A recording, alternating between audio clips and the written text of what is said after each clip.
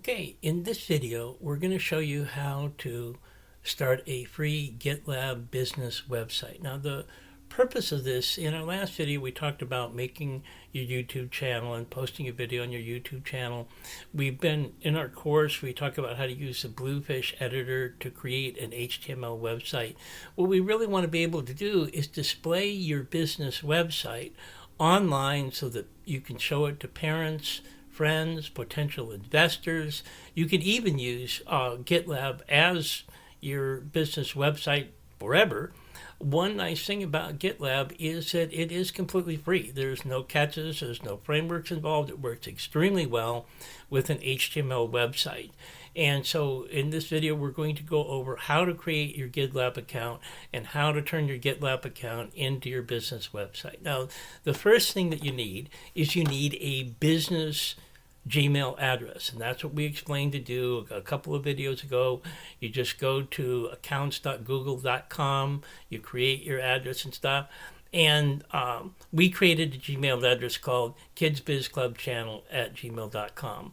Once you have your business email address, you simply go to the GitLab homepage. You can just simply type GitLab into a search engine, but the homepage is about.gitlab.com. And then you click on the register button, which is in the upper right-hand corner of the GitLab page. You'll then fill out this form, and it's kind of important how you fill out the form. We're going to give it the name of Kids Biz Club, and we're going to use a username of kids-biz-club. Okay? Now, we do not want to do is use dots. Sometimes people will use the dots like kids.biz.club as a way of dividing up the spaces, the words. And unfortunately, GitLab doesn't work very well with this because it confuses dots with subdomains.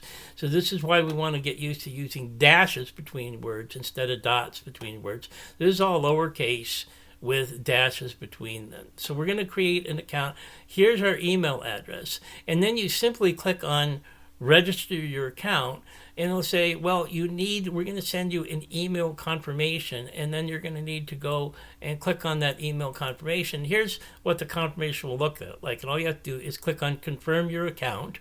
So this is our business Gmail address. And you click on that, and then it will say, welcome, you're all set to go. And this page will appear that says, welcome to GitLab. Now, what you do then is click on create a new project. What GitLab does is it calls web pages projects, okay? And so we're going to go ahead and we're going to create a new project because we're going to be adding your web page that you built in Kids Biz Club, your HTML web page that you built with Bluefish. We're just simply going to copy and paste it here in a minute into GitLab or GitLab. But what you want to do is click on create a new project. We're going to call this home because this is going to become our home page. And so the URL will then be https://gitlab.com/kidsbizclub and then /home, which will be our home page. You can give it a description. This is our example home page. You want to change the visibility to public because the whole point is we want other people to be able to see it. We want to do what's called initializing the repository. All they mean by repository is your folder for this. They call them repositories, and they sometimes will call them directories. But all they're talking about is your home folder. You want to initialize it with a README. This is just because this is how GitLab works. And then you click Create Project. Now, once you click Create Project, then this screen is going to come up, which looks like a very difficult screen. What the heck is going on with this screen? Thankfully, you don't need to know much about this screen. All you need to know is that there's a word called master, which is the master file or the root folder for all of your projects.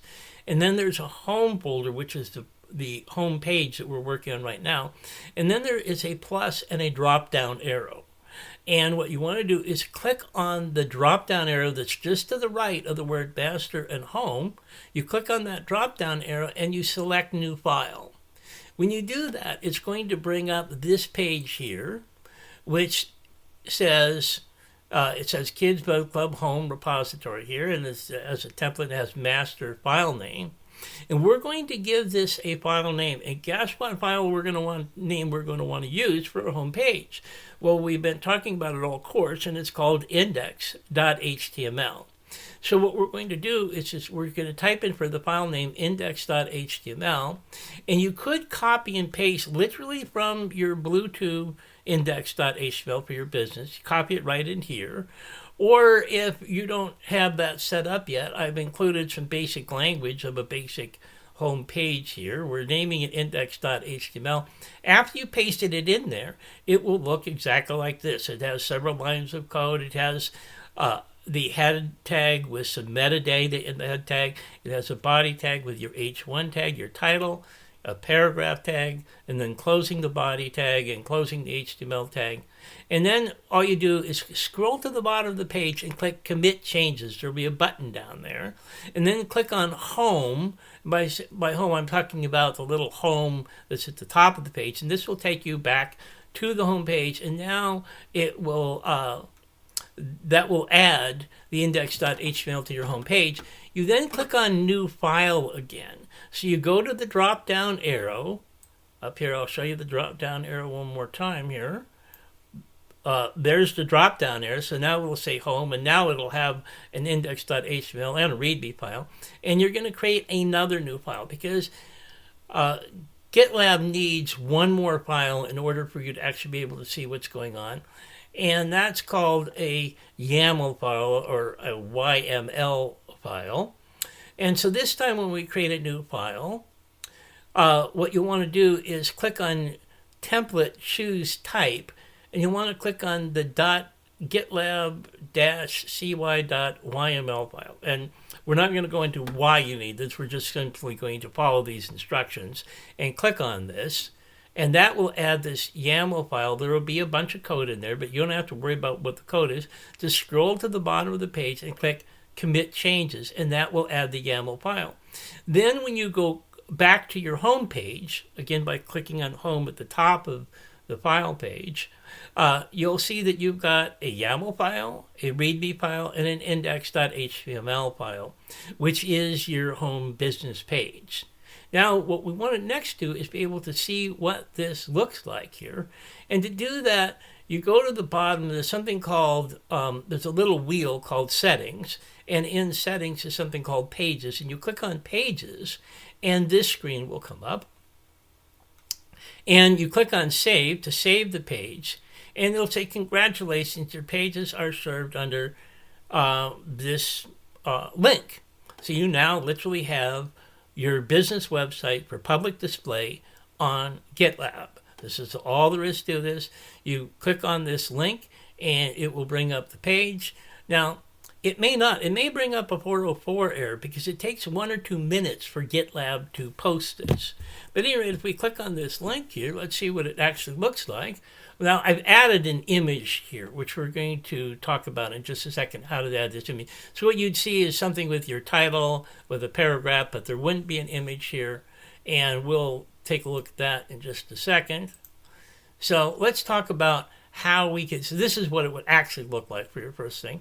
Now we want to add an image to our thing and to our business website that's on Gitlab.